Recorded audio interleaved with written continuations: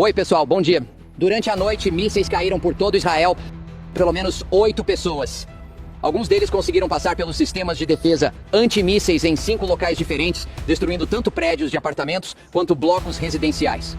Chegamos a uma cena no coração de Tel Aviv, a poucos quarteirões da filial da Embaixada do ZEUA aqui, que também foi danificada nesse ataque, e quando chegamos lá, os primeiros socorristas corriam para dentro das chamas, tentando encontrar sobreviventes nos escombros. Conversamos com um homem chamado Gal. Veja o que ele disse.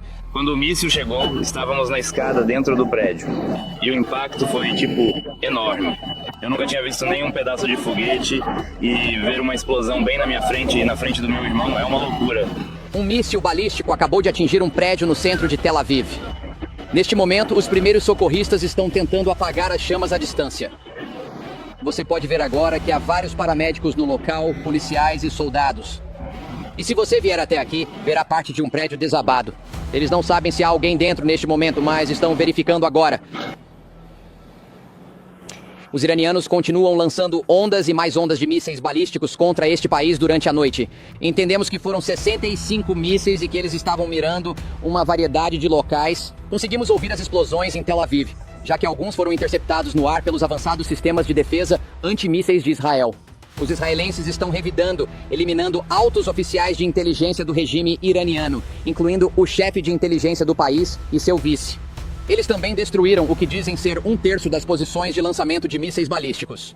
Apesar de os israelenses afirmarem que agora têm superioridade aérea sobre a capital iraniana, Teherã, espera-se que isso continue por vários dias, se não semanas, enquanto as forças israelenses tentam enfraquecer o regime iraniano e atingir as instalações nucleares do país.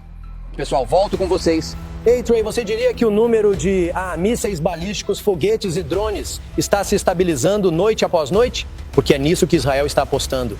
Que eles vão localizar os lançadores, que o Irã vai ficar sem foguetes, que não vai conseguir reabastecer e que não tem defesa aérea.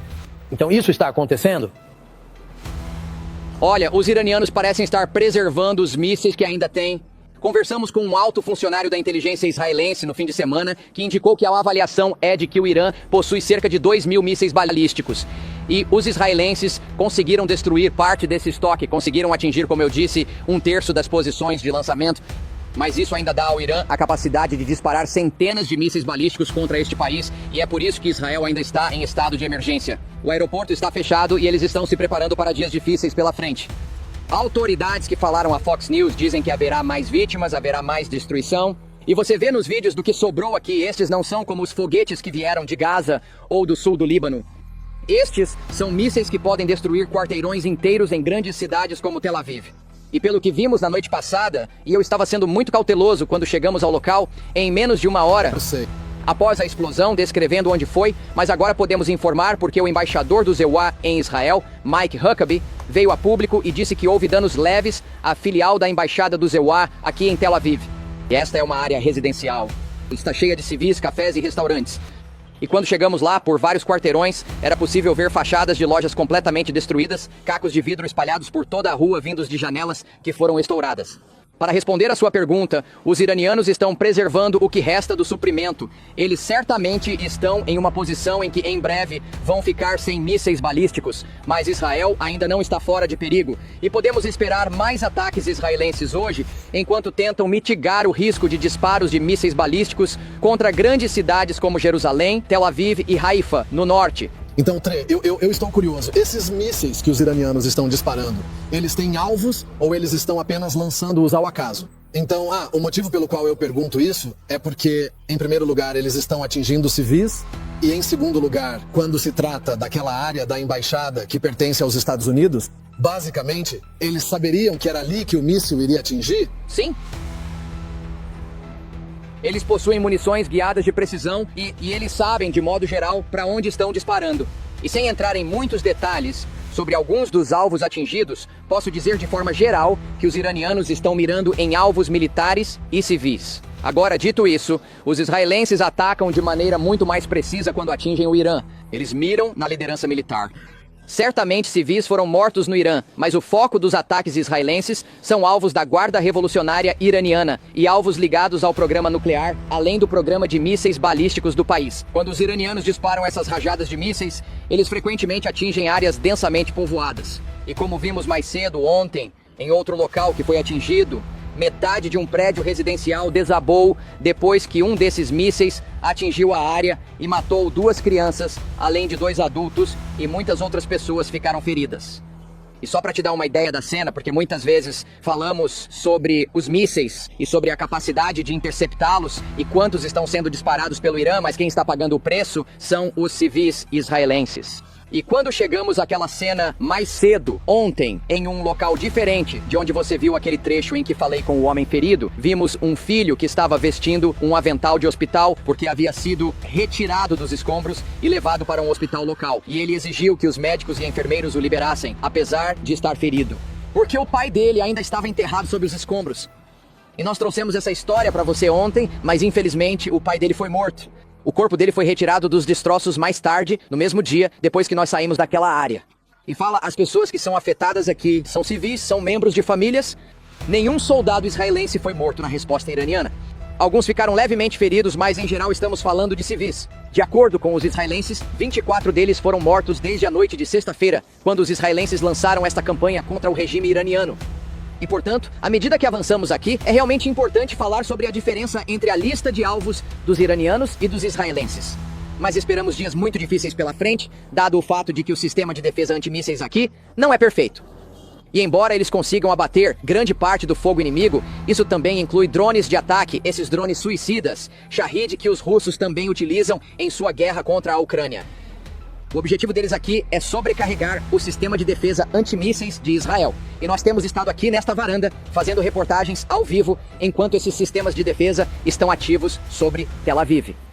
E nós assistimos enquanto esses mísseis atingem esta cidade e a destruição que causam é muitas vezes catastrófica. Se você estiver do lado de fora, nem precisa ser atingido pelo míssil. Você pode estar apenas a alguns quarteirões de distância e ser morto pela onda de choque. Certo. Então, Trey, eu tenho 2 perguntas para você. Como está o clima aí em Israel? O que as pessoas que moram aí, os residentes, estão dizendo sobre esse ataque ao Irã e vice-versa? E também, qual é o maior medo que resta? Do que Israel e até mesmo os Estados Unidos deveriam ter medo que ainda existe no Irã? São mais líderes? É o Ayatollah, o líder supremo? Fordow, o local nuclear? Sim.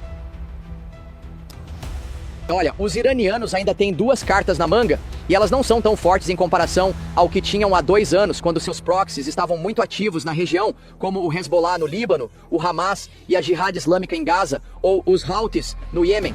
Esses grupos foram em grande parte dizimados tanto pela campanha israelense e então, no Iêmen, parcialmente pela campanha americana. Então eles não têm mais os proxies para responder, por isso estão contando com 2 coisas. O programa de mísseis balísticos do país, que é limitado. Eles certamente podem causar danos, mas eventualmente vão ficar sem mísseis. E então eles têm a capacidade de intensificar o que restou do seu programa nuclear. Agora, os israelenses atacaram 2 instalações-chave, a instalação de Natanz e a instalação de Isfahan. Esses são locais onde os iranianos estavam, segundo autoridades israelenses, desenvolvendo mísseis balísticos. Mas, mais importante ainda, de acordo com os israelenses, armas nucleares. E eles estavam enriquecendo urânio até 60% de pureza, muito próximo do material de grau militar. E essa é uma das 3 razões pelas quais os israelenses dizem ter iniciado essa campanha. O grande fator X aqui é a instalação Fordow. Esta é a principal instalação deles. Ela fica profundamente subterrânea. E segundo os primeiros relatos e autoridades com quem conversamos ao longo de quase uma década aqui, eles dizem que não têm todas as munições necessárias. Agora, vale ressaltar que, durante a noite, houve algum movimento de interesse americano e de aviões americanos para a região. Existem dúvidas reais, e quando você pergunta a civis e autoridades israelenses, essa é a questão que todos têm. Os americanos vão se envolver mais diretamente? Conversei com um alto funcionário da inteligência israelense no fim de semana. Tivemos uma conversa extensa de 30 minutos e entramos nos detalhes disso. Ele evitou falar sobre como é o apoio americano. Ele disse que, neste momento, pode me afirmar que os americanos estão ajudando a derrubar esses mísseis balísticos que estão chegando. E eu perguntei, bem, em termos de atividade militar, como isso se apresenta? Vocês estão incentivando os americanos a se envolverem?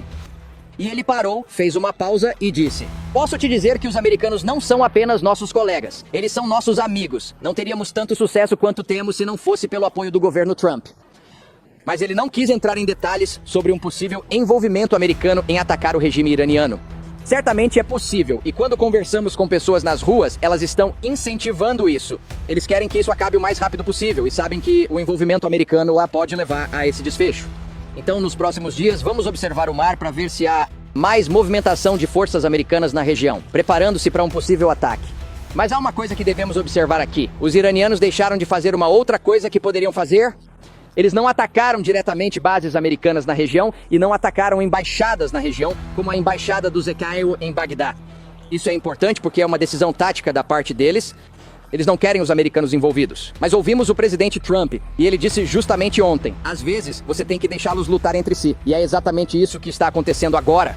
Mas, Trey, no geral, as usinas nucleares eles atingiram todas as 4, mas parece que Natanz e Fordow ninguém acha que elas foram desativadas ainda.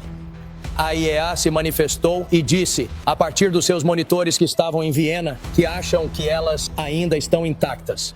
Então você nunca poderia parar essa operação. Se o seu objetivo é acabar com o programa nuclear deles agora, ainda não acabou. Certamente não acabou se o objetivo deles é destruir o programa nuclear do país. A IEA se pronunciou hoje e disse que não tinha nenhuma evidência de material vazando. Isso é uma das coisas que eles monitoram na região. É apenas parte do trabalho deles aqui no Oriente Médio. Mas outra coisa é que, quando você pensa nessas instalações, muitas delas ficam bem abaixo do solo. E, novamente, essa é a vantagem que o regime ainda tem. Eles podem dizer, vamos sair do tratado atual do qual fazem parte para permitir a supervisão do programa nuclear deles. Neste momento, grande parte dessa conversa sobre vantagem na mesa de negociações é, para ser franco, irrelevante, porque há uma guerra acontecendo entre Israel e Irã agora. Agora, o governo Trump, incluindo o presidente, deixou claro que gostaria que o Irã voltasse à mesa de negociações, mas autoridades israelenses dizem que ainda não terminaram. Eles ainda têm muitos alvos que querem atingir. O Irã é um país muito grande. O regime tem se preparado para essa possibilidade de uma guerra direta com Israel por décadas, e assim o trabalho provavelmente continuará do ponto de vista israelense quanto ao programa nuclear do país. A questão é, enquanto os israelenses continuam a atacar o Irã, e se os americanos se envolverem mais diretamente, o regime irá dizer alguma coisa? Veja, queremos voltar à mesa de negociações e chegar a um acordo. Eles deveriam ter realizado a 6ª rodada de negociações nucleares ontem, mas foram canceladas devido a este conflito. Trey Gary Trade, ótimo trabalho. Você estava ao vivo há poucas horas, reportando diretamente dos bombardeios. Muito obrigado. Ótima informação. Eu realmente não acho que devamos ter conversas agora. Vocês tiveram sua chance de negociar. Agora vocês querem conversar para tentar preservar o que restou do seu programa nuclear? Para quê? Para que possamos remover as sanções. Acho que o presidente ainda quer dar uma chance à paz, especialmente quando se fala em escalada, onde o líder supremo poderia ser eliminado, e isso iniciaria uma guerra religiosa, porque o Irã quer unir o mundo muçulmano. E eu acho que se você eliminar o líder supremo, isso acontece. Então, ele quer dar mais uma chance a ele. Você quer paz? Ou ele pode escalar o conflito? Sim, ele quer a diminuição da escalada agora, ele quer um acordo. Ele diz que prevê que um acordo será feito e que vai ajudar a negociar isso, assim como fez com a Índia e o Paquistão. Mas poderíamos destruir a infraestrutura de gás deles se atacarem tropas americanas ou se atacarem a nós.